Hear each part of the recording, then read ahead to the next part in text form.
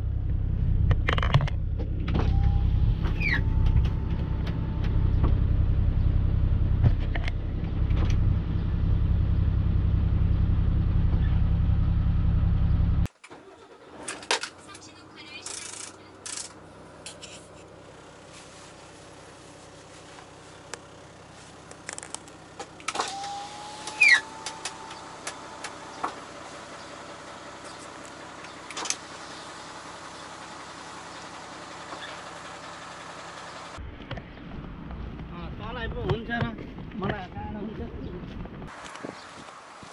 तँलाई पो हुन्छ र मलाई गाह्रो हुन्छ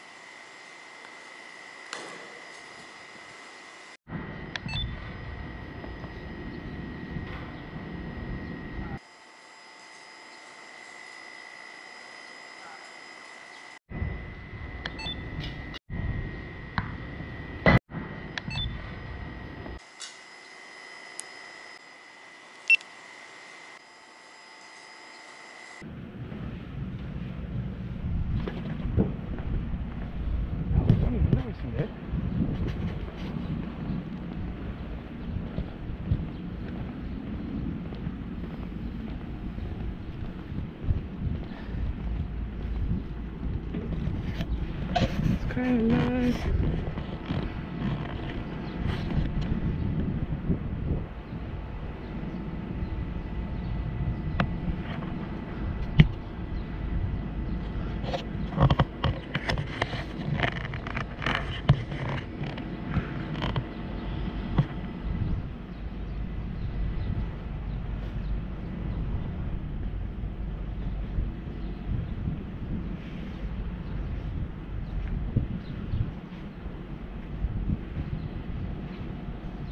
아이고 어지러워.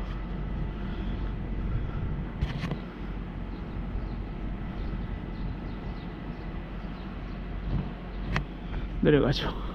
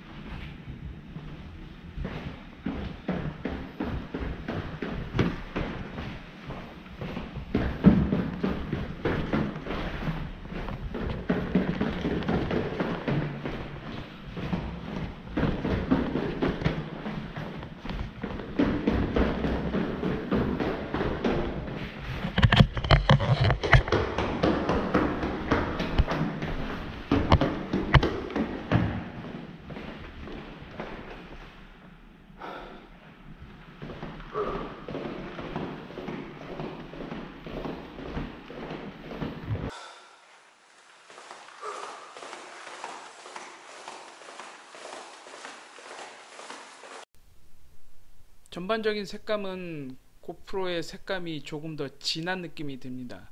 하지만 이거는 세팅을 하면 조금씩 변화를 줄 수가 있는 부분이고, 손떨림 방지 기능 같은 경우는 저는 당연히 광학식 손떨림 방지 기능이 있는 AS300이 훨씬 더 우세할 줄 알았는데, 의외로 고프로의 손떨방 기능이 아주 좋습니다. 일부 모션이나 동작에서는 고프로의 손떨방이 더 좋은 모습을 보여주기도 했고요. 하지만 역시 고프로의 최대 단점이라고 많이 지적되고 있는 사운드 같은 경우는 어쩔 수가 없는 것 같습니다. 물론 본인의 취향일 수가 있겠지만 고프로 같은 경우는 조금 더 묵직한 느낌의, 하지만 뭔가 이렇게 가려져 있는 느낌의 사운드가 주로 들렸고, AS300 같은 경우는 조금 가벼운 느낌이긴 하지만 소리가 좀 더 분명하게 들리죠. 이거는 제가 다음에 리뷰에서도 한번 보여드리겠지만, 고프로 같은 경우는 어쩔 수 없이 무조건 케이스를 끼워서 사용을 해야 됩니다. 오늘 촬영한 것도 마찬가지였고요. 근데 그 케이스가 보시면은 마이크 부분을 조금 많이 가립니다. 그리고 방수 기능 때문에 그런다는 말도 있는데, 여하튼 고프로의 사운드는 뭔가 좀 답답한 느낌이 좀 들죠. 저조도 촬영에 있어서는 고프로가 소니 AS300보다 조금 더 노이즈가 덜한 모습을 보였습니다. 광각은 전반적으로 고프로가 훨씬 더 큰 광각 기능을 가지고 있습니다. 그래서 광각이 크면 클수록 화면의 왜곡이 커지는 경향이 있는데요. 그래서 고프로의 중간 광각 정도면 소니 AS300의 최대 광각하고 맞먹기 때문에 광각의 그런 일그러짐을 싫어하시는 분들은 소니 AS300보다는 고프로를 이용하시는 게 조금 더 나을 것 같습니다. 하지만 저는 전반적으로 봤을 때는 현재로서는 조금 더 사용을 해보긴 해야겠지만, 현재로서는 고프로보다는 소니 AS300에 손을 더 들어주고 싶습니다. 여러가지 기능면에 있어서나 그리고 가성비에 있어서 저에게는 고프로보다는 소니 AS300이 조금 더 나은 듯 합니다. 여러분의 선택은 어떠십니까?